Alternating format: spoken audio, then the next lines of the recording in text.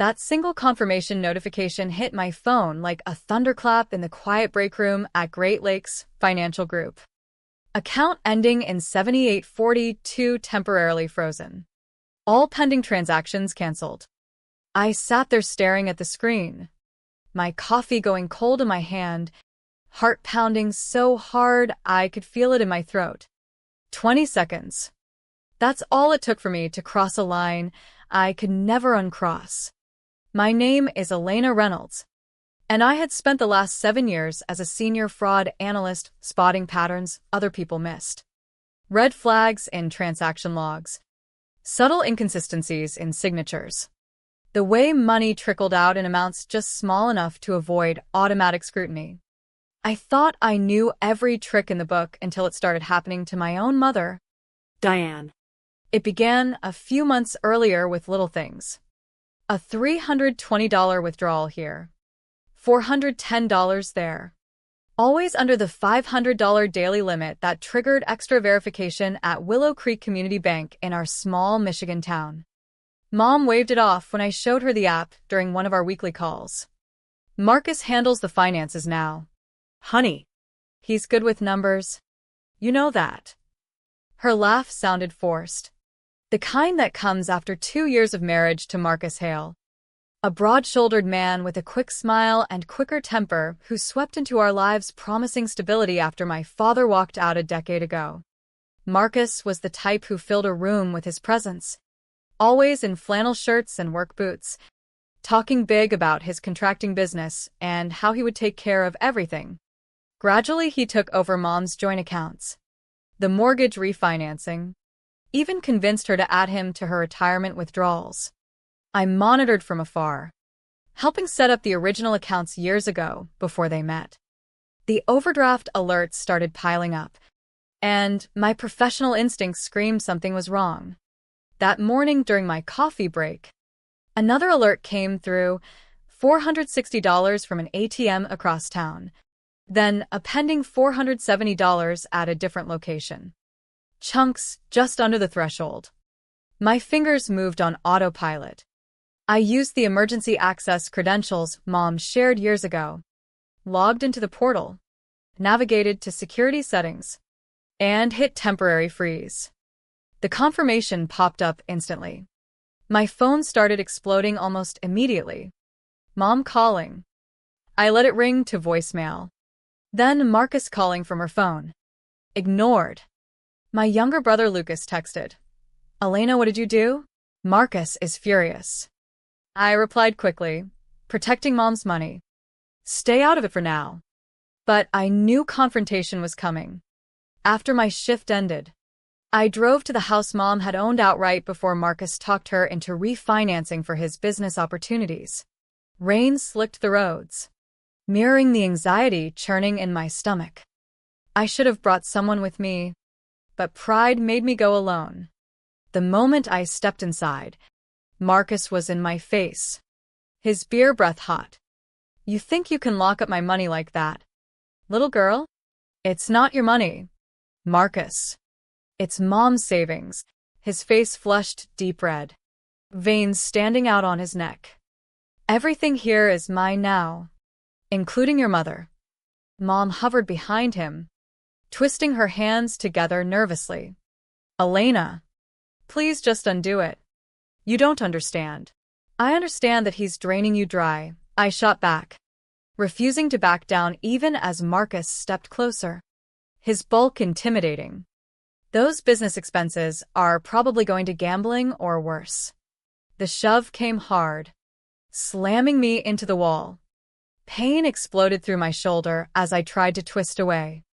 Then his fist connected solidly. The impact sent me staggering, my work blouse tearing at the shoulder seam as he grabbed my bag. Get out of my house and don't come back until you fix this mess. I stumbled outside, clutching my shoulder, the rain mixing with the tears I refused to let fall. But Mom's words cut deeper than the bruises. This is your fault. Elena, you always stir up trouble, just like your father did. I sat in my car for a long time, shoulder throbbing, taking photos of the torn fabric and emerging bruises with my phone.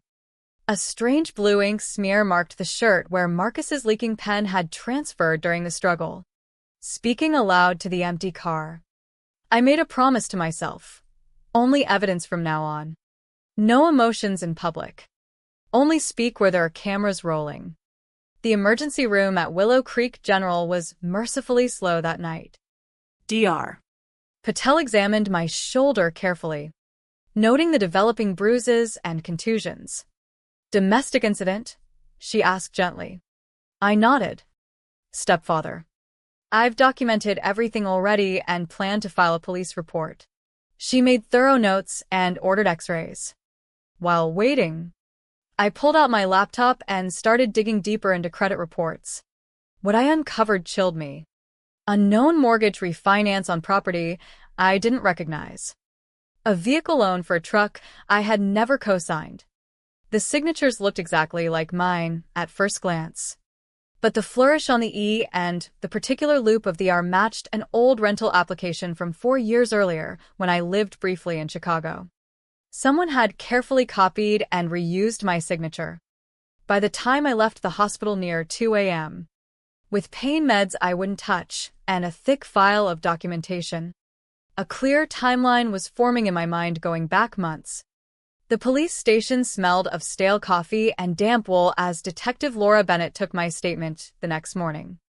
She had the weary eyes of someone who had seen too many family betrayals. Domestic violence paired with financial exploitation is unfortunately common, she told me. The assault gives us immediate grounds for an emergency protective order. The fraud will require more work. I explained my background in fraud analysis and offered to assist with records requests. She smiled grimly.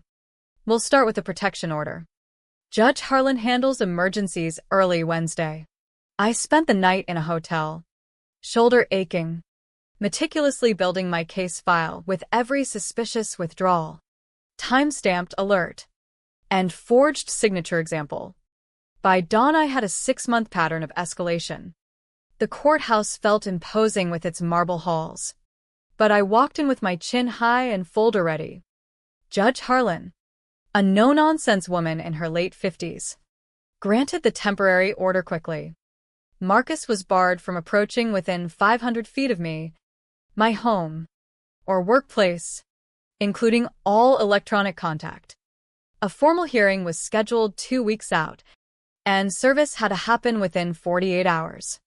Next, I went to the corporate offices of Willow Creek Community Bank, requesting a meeting with Compliance Officer Rebecca Lang, who had expertise in elder financial abuse cases. After waiting nearly 2 hours, she reviewed the preliminary flags I had triggered. Multiple withdrawals consistent with exploitation patterns. But we need your mother's cooperation to act fully. I leaned forward. She's under coercion. I can prove the pattern. But I need full transaction logs, signature cards, any power of attorney documents, and recent video footage. Rebecca studied me carefully. Most family members come here demanding access to funds. You're the first I've seen trying to block someone else. I slid my business card across the desk. 7 years spotting fraud professionally. This is systematic draining by a man who uses violence first and forgery second. She picked up her phone and initiated a preservation notice on the account, requesting full history, videos from the past 6 months, and flagged it as potential elder abuse priority. Unofficially, she suggested my attorney request all recent POA filings and safe deposit access changes. My attorney, recommended by Detective Bennett, was Thomas Grant, a specialist in family financial fraud. The POA is likely the linchpin, he said after reviewing my evidence. If fraudulent, it collapses everything else. We filed for expedited discovery tied to the protection order. Within days, we received the key document, a power of attorney dated 3 months prior, giving Marcus broad control over Mom's finances during any emergency or incapacity. The signature showed clear pixelation and ink bleeding artifacts indicating copy-paste and rescanning. Transaction logs revealed regular transfers from Mom's account to Marcus's LLC, Hale Construction Ventures. established shortly before he met Mom. The pattern suggested a targeted romance scam evolving into outright exploitation. Some transfers appeared authorized by Mom herself, raising questions about her complicity or coercion. I arranged a carefully orchestrated meeting at the bank branch, insisting it be just Mom and me at 2 p.m. The next day, I knew Marcus would likely tag along, which is exactly what I wanted. Given the branch's extensive camera coverage and audio recording at the manager's desk, I arrived early, briefing branch manager Ryan Chun on the situation. He assured me everything would be documented thoroughly, with security on standby. I positioned myself under the main overhead camera, phone recording as backup. When Mom arrived slightly late with Marcus trailing, the performance began immediately. Mom's voice carried shrilly across the lobby. "How could you steal from your own mother, Elena?" The accusation landed like a physical blow. I responded calmly, every word measured for the cameras. "I froze the account to protect your money, Mom." Marcus waved papers aggressively.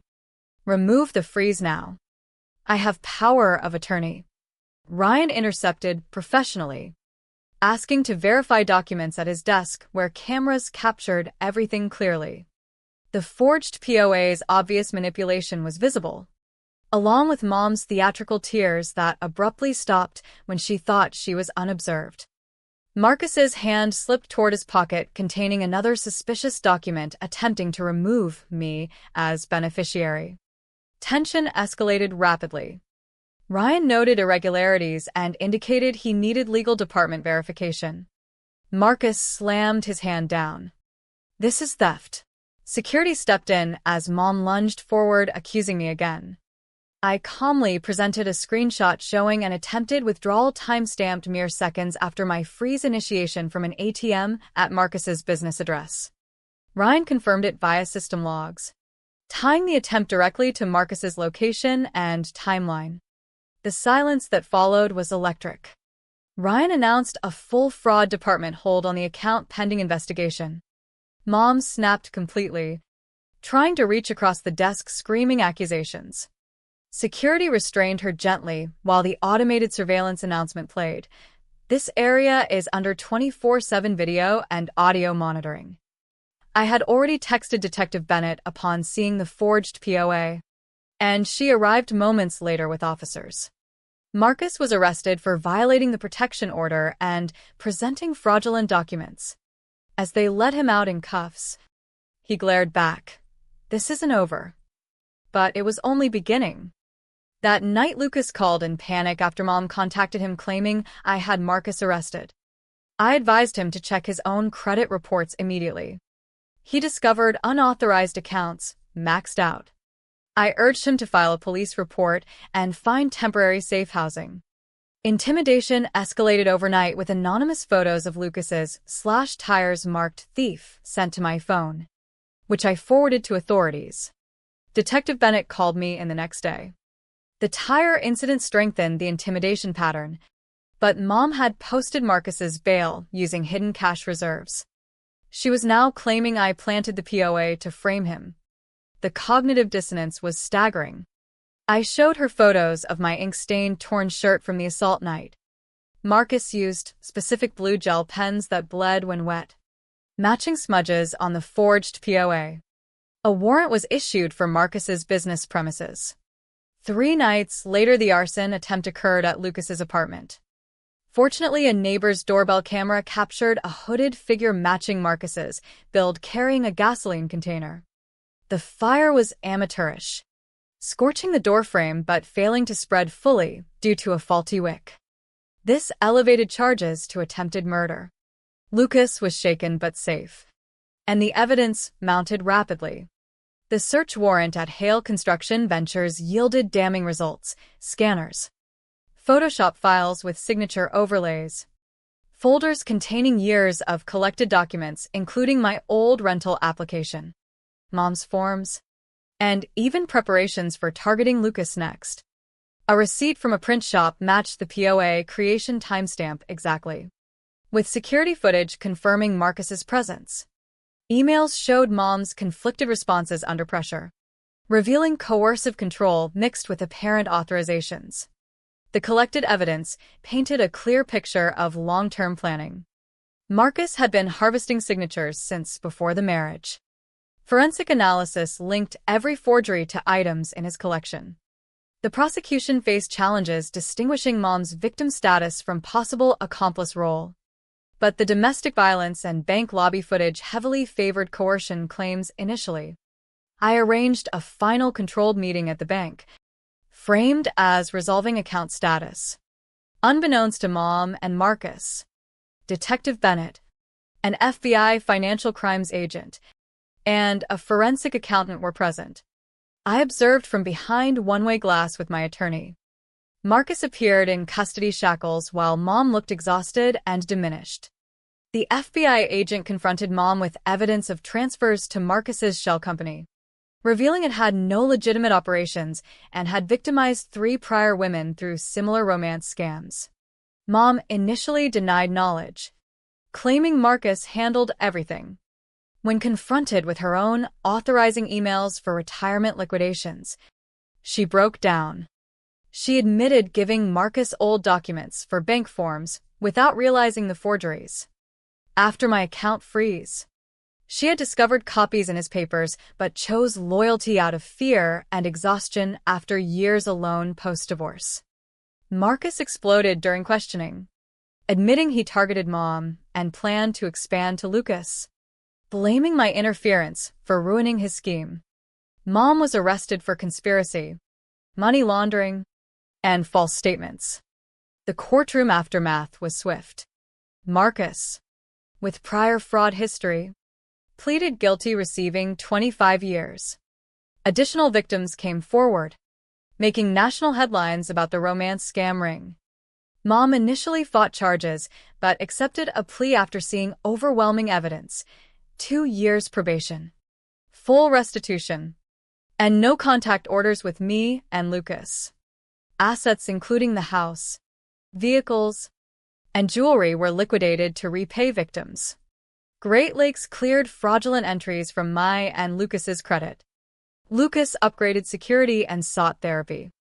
I received a judgment against Marcus for damages, though collection remained unlikely.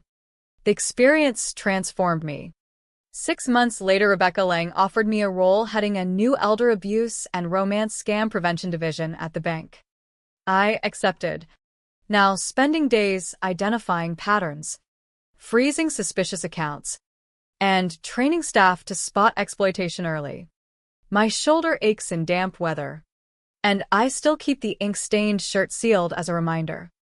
The promise I made that rainy night holds: only facts, only evidence, only where cameras record. Surveillance that once felt invasive became my greatest ally against gaslighting. In the end, spreadsheets and subpoenas prevailed where emotion could not. Reflecting now, the 20-second decision to freeze that account unraveled layers of deception built over years. It exposed not just financial predation but the heartbreaking choice Mom made, prioritizing a con man over her children in that bank lobby moment captured forever on video. She called me a thief while shielding the real criminal with forged papers still damp from glue. Those cameras continue rolling today, and now I ensure they watch for the right threats. Ron Marcus works prison kitchen detail, earning pennies toward restitution that will take centuries to repay. Mom lives quietly in another state working retail, perhaps still spinning narratives of misunderstanding to sympathetic ears. Lucas and I maintain distance for our healing, bonded by shared trauma but wary of reopening wounds. The central question lingers: how do we protect those we love from predators who exploit loneliness and trust? When does a victim's fear cross into enabling harm?